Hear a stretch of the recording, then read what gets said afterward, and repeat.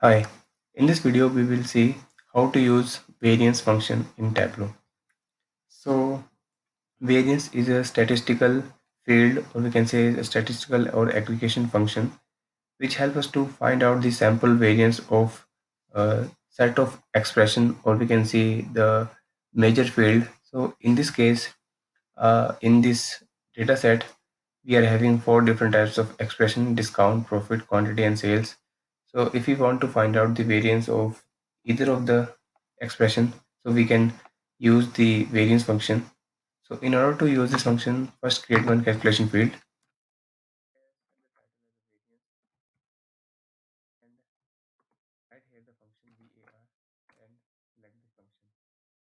Here we can see the right side, the definition of this variance function, which says it returns the sample variance of the particular expression. So we can see the example. It took the example as a profit. So if you want to take the input, which is expression. So for example, let's say if you want to find out the variance of discount, select the discount field, click on apply. Okay. Now take this variance field that we have just created and drop it onto the text. So here we can see the value is 0.04262, the value which is the variance of our discount. So if you want to compare the value of the variance, is it correct or not? So we can also find out the variance without using the function.